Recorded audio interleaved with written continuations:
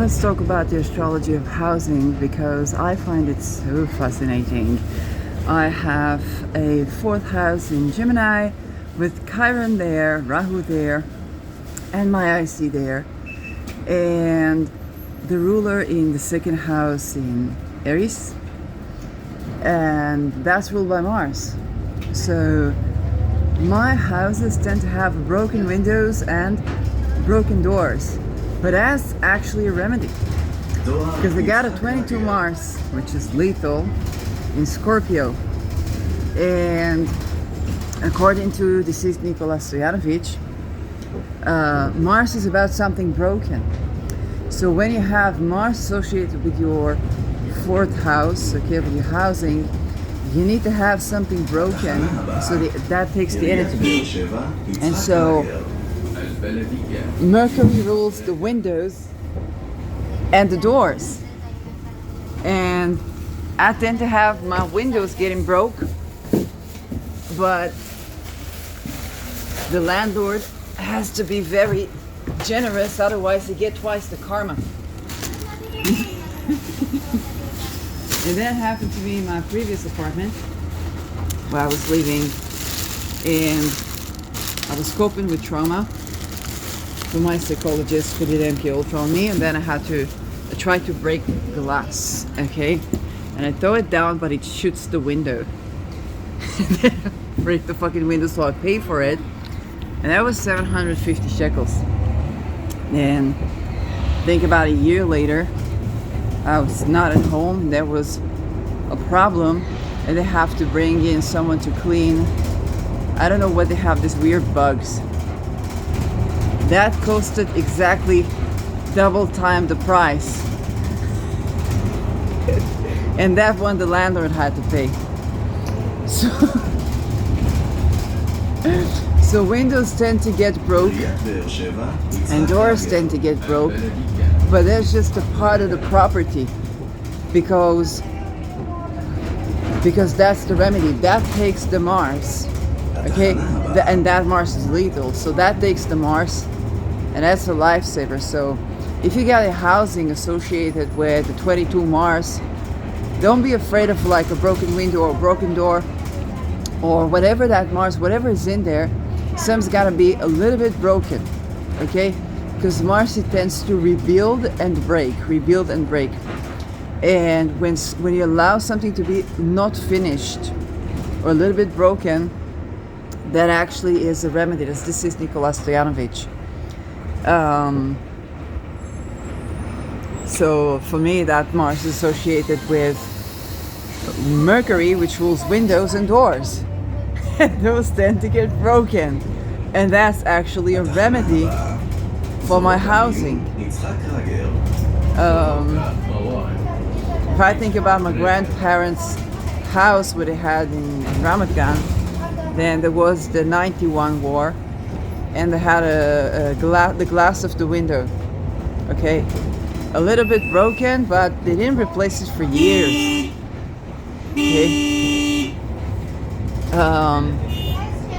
I'm not gonna say bad things happened when they started to replace that, but they definitely didn't. They kept it that way for years.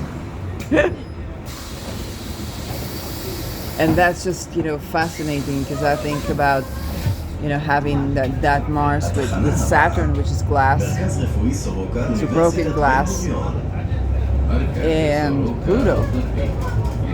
So Pluto can be oils. But sometimes I want to say to you, because as an astrologer with Mars associated with the housing, housing and real estate, is difficult as it is. You don't need to add to it.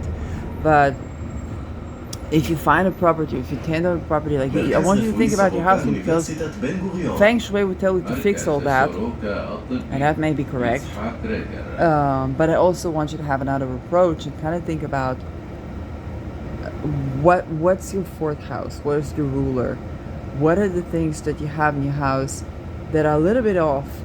And sometimes that might be the remedy. And I'll finish with a story. And the story is from someone on Facebook, and they say that the grandparents had this habit to spill a little bit of coffee on the floor, let it stay there, and only afterward clean it.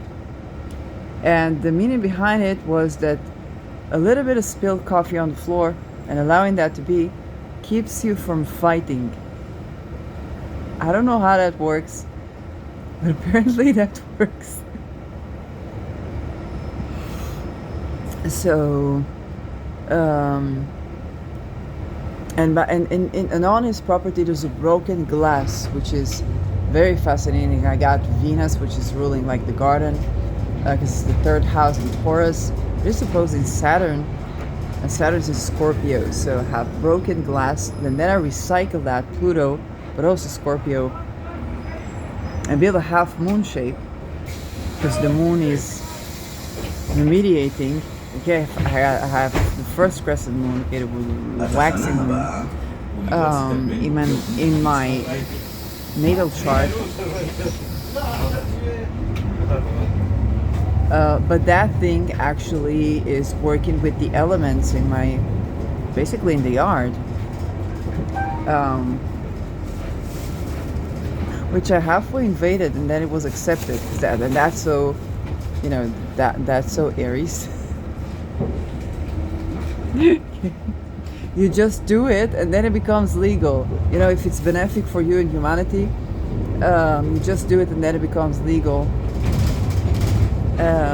So that's something you want to think about in terms of entrepreneurship. By the way, one of the ways to acquire properties is if you see some deserted, then you start settling, you put your work into it, and for many years, if you do that, then that's your estate. Okay, that's capitalism, good old capitalism for you, not corporatism, not dumbfuckery. But it's gonna be tough to do that. And you can only do it with one property, and you can do it for a couple of years. You haven't gotten through the suffice number of years, and they kick you out, and you got nothing. But on a manifesting level, you ain't got nothing, because the next estate you're gonna do, because you're invested into it, you're just gonna see the results. And I also saw that when I was in between houses. So that's some housing tips for you. And yeah, just some ponderings about a broken window. I was watching the BBC Broken Window, and it looks like a skit, but it's not. It's actually news. It looks like Monty Python. So